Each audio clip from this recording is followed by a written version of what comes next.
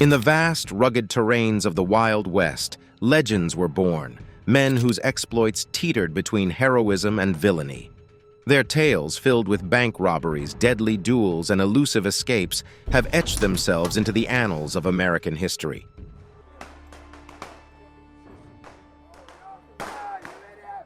But who were these figures that stirred equal measures of fear and admiration? As we delve into the stories of the greatest bandits of the Wild West, prepare to embark on a journey through a tumultuous era where the line between right and wrong was as blurred as the dusty trails they rode on.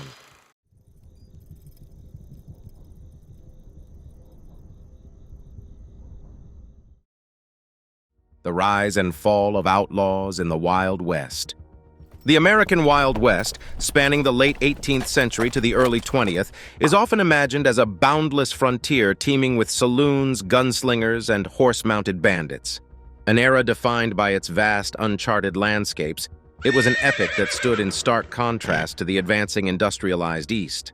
Settlers moved west in search of land, fortune, and a fresh start, driven by the dream of manifest destiny.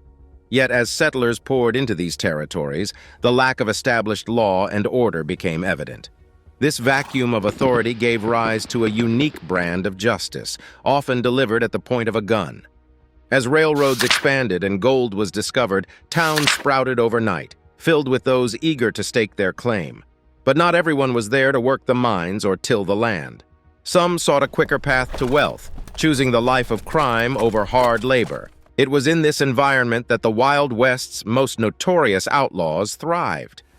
Dès qu'on parle de filles ou de bordel, il commence à s'intéresser à la conversation. But what was it about this period that made it such a fertile ground for legends and myths? For many, the answer lies in the stories passed down from one generation to the next.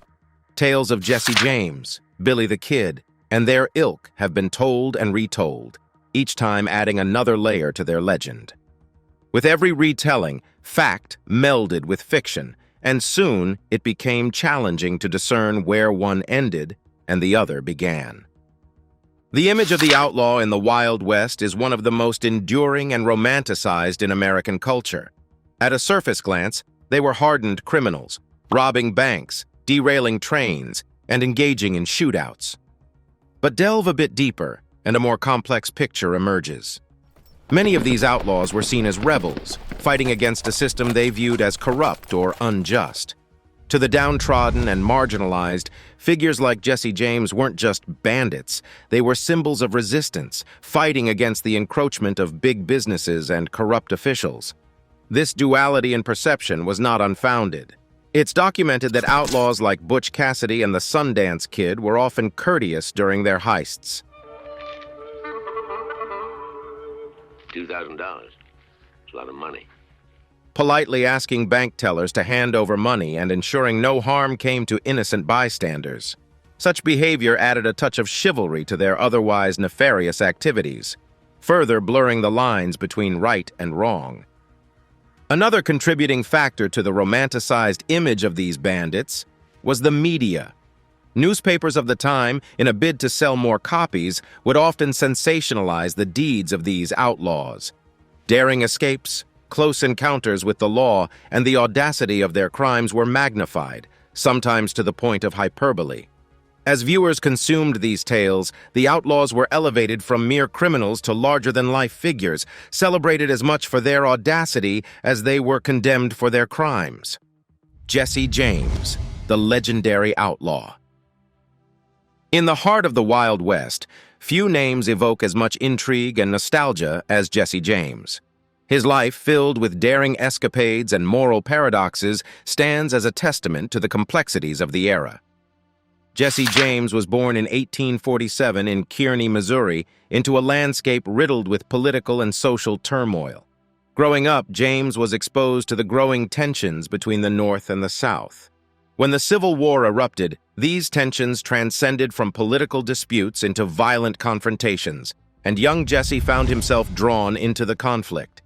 Aligning with the Confederate cause, James became a guerrilla fighter, participating in skirmishes and raids. These early experiences in war were transformative.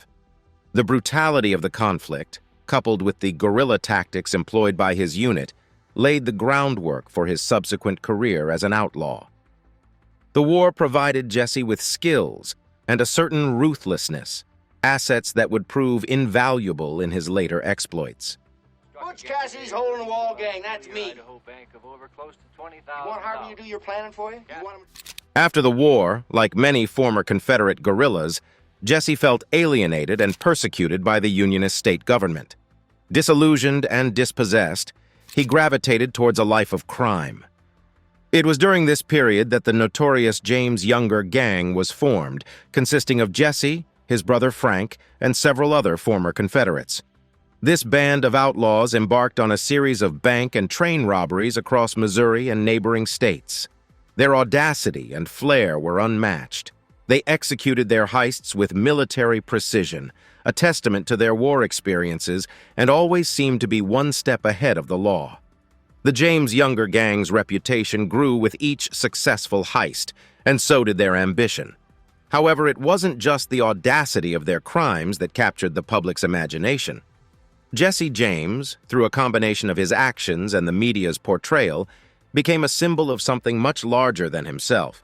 In an era of rapid industrialization and corporate growth, many felt marginalized and dispossessed. Banks, often seen as oppressive institutions that foreclosed on the poor, were among the gang's primary targets. This, coupled with James's occasional acts of generosity towards those in need, led to comparisons with the legendary Robin Hood. To some, Jesse wasn't just an outlaw, he was a hero fighting against a corrupt system.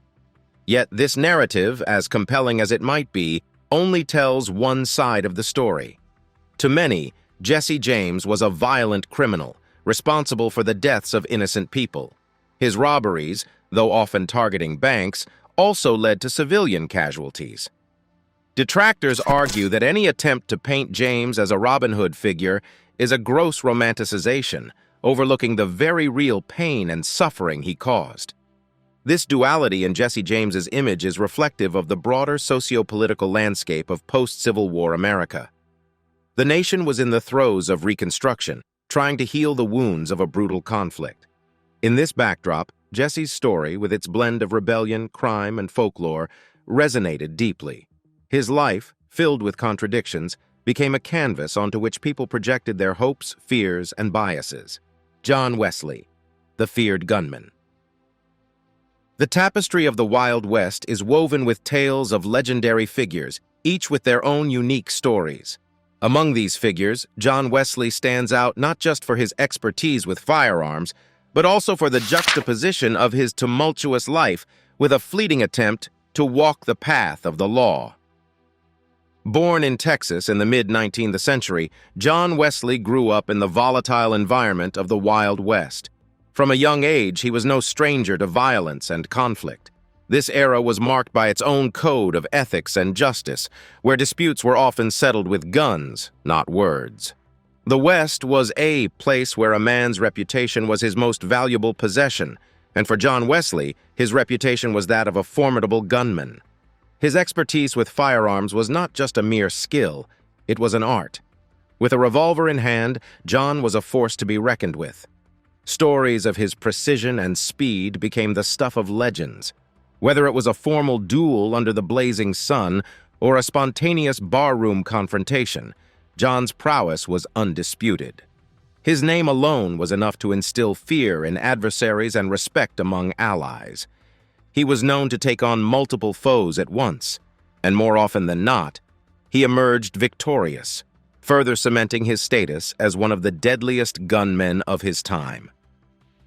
But there was more to John than just his skills with a gun. His life was a whirlwind of violent confrontations, personal conflicts, and brushes with the law. His fiery temper often landed him in trouble, and his involvement in various crimes painted a picture of a man constantly on the edge. He was embroiled in brawls, shootouts, and even allegations of murder.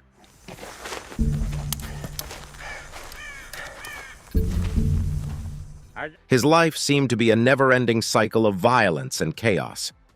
However, in a twist that surprised many, John decided to take a turn towards the law. Seeking redemption or perhaps just a change from his violent past, he studied law and was admitted to the bar in 1877. The feared gunman with so many notches on his gun was now advocating for justice in the courtrooms of Texas. This transition was not easy. The shadows of his past constantly loomed over him, and while he tried to build a new reputation as a lawyer, old habits die hard. His temper, combined with his past, made it challenging to shake off the image of the notorious gunman. Alas, the quest for a more respectable life was short-lived. Despite his attempts to distance himself from his earlier life, John found himself drawn back into the world of violence and crime. It seemed fate had other plans for him. In 1895, his life, marked by blood and gunpowder, met a tragic end. During a brawl in a saloon, John was shot and killed from behind by a police officer named John Selman. The irony was not lost on those who knew him. The most feared gunman of the West, who had never lost a duel, met his end with a bullet in the back. Was shot by Sheriff Pat Garrett while sneaking into a house at night. Johnny Ringo, the enigmatic shooter. Amidst the cacophony of gunshots and galloping hooves that marked the tales of the Wild West, the story of Johnny Ringo stands as an enigma. More than just another outlaw or sharpshooter, Ringo's life and death remain subjects of intrigue and speculation even today. Born in 1850 in Indiana, John Peters Ringo, better known as Johnny Ringo, carried an aura of mystery from a young age. While many of his contemporaries were defined by their brashness or overt displays of bravado, Johnny was different. There was a quiet intensity to him, a depth that both fascinated and perplexed those around him. His eyes, often described as cold and calculating, seemed to always be assessing, always plotting. This demeanor earned him respect, but it also shrouded his true intentions, making him an unpredictable player in the game of the West. Ringo's skill with firearms was legendary. Like many gunmen of his era, he was known for his accuracy and speed, but it was his methodical approach to duels and shootouts that set him apart. While others would lose their heads in the heat of the moment, Johnny was known to remain calm and composed, always thinking 2 steps ahead. However, what truly cemented Johnny Ringo's place in the annals of Wild West history was his alleged association with the infamous Earp brothers and the Cowboys. The Cowboys, a loosely organized group of outlaws operating mainly in Arizona, were at odds with the Earps, who represented law and order. This rivalry culminated in the infamous gunfight at the OK Corral in 1881, a confrontation that would go down in history as one of the most iconic events of the Old West. While Ringo was not directly involved in the shootout, he was believed to be one of the primary instigators, fueling the animosity that led to the clash. His relations with the Earps, particularly Wyatt, were tense, marked by mutual distrust and animosity. I'm a friend of Gilmore. I've got something to tell you. But just as the chapters of his life were clouded in mystery, so too was the ending. In July 1882, Johnny Ringo's body was found in a remote location in Arizona. A solitary bullet wound to the head marked the end of the enigmatic shooter. The circumstances of his death were as perplexing as the man himself. Official records cited suicide, but for a man of Ringo's stature and demeanor, this explanation seemed unsatisfactory to many. Rumors and speculations ran wild. Some said he was murdered, with Wyatt Earp himself or his associate Doc Holliday being potential culprits. Others whispered about personal vendettas or suggested that Ringo's dark past had finally caught up with him. The truth, however, remains elusive. Billy the Kid, the iconic pistolero. The annals of the Wild West are graced with many outlaws, but none quite captured the imagination of the nation like Billy the Kid.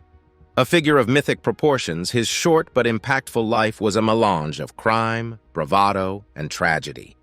Born in 1859, Billy's real name was Henry McCarty, but he would acquire several aliases throughout his life, the most famous being Billy the Kid. His childhood, marked by the hardships of the frontier life and the early loss of his parents, set him on a path away from the confines of law and order. As a young boy, Billy found himself amidst an environment where violence and crime weren't the exceptions, but often the norm. His initial forays into the criminal world were small-scale cattle rustling and petty theft. But it didn't take long for his ambitions to scale up, and with it, the notoriety that would make him a household name. Central to Billy's rise to infamy was the Lincoln County War, a feud that transformed the landscape of New Mexico between 1878 and 1879. At its core, it was a power struggle, an intense rivalry for economic dominance between two factions, the established Murphy-Dolan Mercantile Partnership and a challenger, the Englishman John Tunstall. When Tunstall was brutally murdered, a chain of events was set into motion that saw Billy at the center of the storm.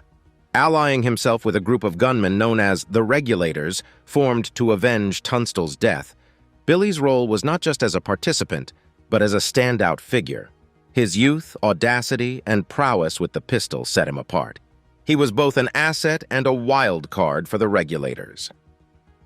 The Lincoln County War was a turbulent and chaotic period, with skirmishes, betrayals, and bloodshed. One of the most notable episodes was the 5-day battle, a relentless shootout during which Billy's courage and tactical acumen were on full display. The war's brutal rhythm culminated in a series of events that saw the balance of power shift frequently. But throughout, Billy's reputation only grew. To some, he was a hero, a symbol of resistance against the oppressive Murphy-Dolan faction. To others, he was a menace, a trigger-happy outlaw causing chaos. Yet every legend, no matter how large, meets its end. For Billy, that end came in the form of Pat Garrett, the newly appointed sheriff tasked with bringing the kid to justice. Their cat-and-mouse game became the stuff of legends. Billy, known for his uncanny ability to evade capture, found himself frequently outwitting his pursuers. But on the fateful night of July 14, 1881, in Fort Sumner, New Mexico, Garrett's patience bore fruit. In a darkened room, a single gunshot echoed, marking the tragic end of Billy the Kid. He was just 21. The dichotomy of public perception. In the sprawling narratives of the Wild West, a consistent theme emerges: the complex interplay between perception and reality, especially when it comes to its most notorious figures. Outlaws, with their brazen acts and larger-than-life personas, occupy a unique space in the collective consciousness. They are at once admired and admonished, revered and reviled. This dichotomy in public perception is a testament to the intricate tapestry of human emotions and societal values of the time. For many, the allure of outlaws was undeniable. In a rapidly changing world, where the iron horse replaced the flesh and blood steed, and where the encroachment of civilization threatened to stifle the spirit of freedom, outlaws represented an untamed essence of the frontier. Their audacity in the face of authority, their refusal to bow down to societal norms, and their cavalier approach to life struck a chord with those who yearned for a world unshackled by rules. To them, outlaws were not just criminals. They were symbols of resistance, embodiments of the free spirit of the West. They became, in a sense, the David standing up to the Goliath of encroaching modernization and centralized authority. Tales of their exploits, often exaggerated in campfire stories or dime novels, painted them as the ultimate underdogs, challenging the establishment and often, against all odds, emerging victorious.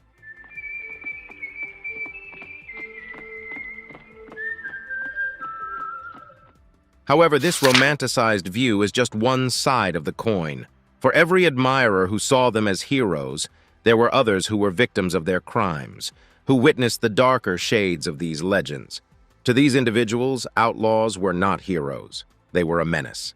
Bank robberies, stagecoach heists, and violent shootouts were not tales of bravery. They were harrowing experiences that left scars, both physical and emotional. The audacity that many admired in outlaws was, for these folks, a source of real fear. The freedom and rebellion that outlaws represented also meant a world where safety and security were compromised. Every news of a bank being robbed or a train being held up was a reminder of the chaos that these outlaws brought with them. Moreover, while some outlaws did have codes of honor, many did not. There were numerous instances where innocent lives were lost, where hard-earned money was stolen, and where the rule of law was rendered meaningless. To the law-abiding citizens, the daily farmers, shopkeepers, and settlers, the outlaws were not symbols of freedom. They were symbols of anarchy.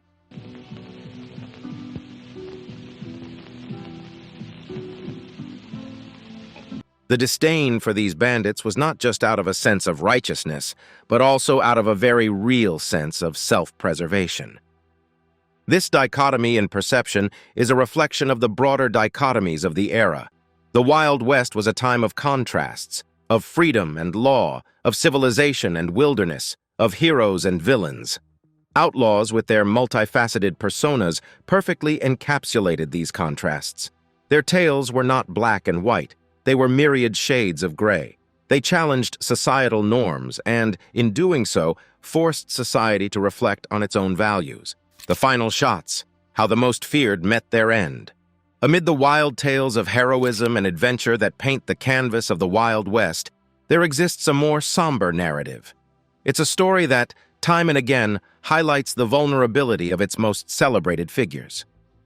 The most feared gunslingers, the outlaws who seemed invincible in their heyday, often met ends that were as tragic as they were ironic.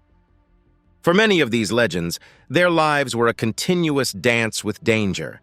They lived by the gun, and more often than not, died by it. These were men who, at the peak of their notoriety, seemed to defy death, escaping nooses, dodging bullets, and outwitting posses. Yet their demises, when they came, were often shockingly mundane, devoid of the grandeur that marked their lives.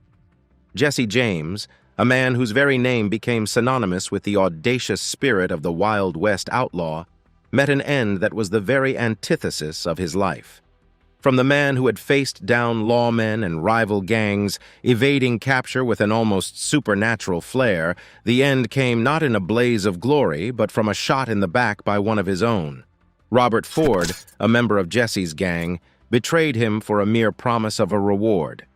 The irony was stark.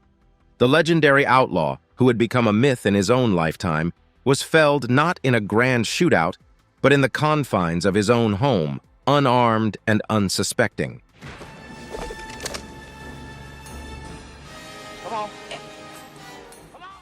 Similarly, the story of John Wesley Hardin, the man often dubbed the most deadly gunslinger of the West, was one marked by irony. For a man who claimed to have taken over 20 lives, who was feared and respected in equal measure for his proficiency with the gun, the end came not in a gunfight, but in a saloon, shot in the back of the head over a simple dice game dispute.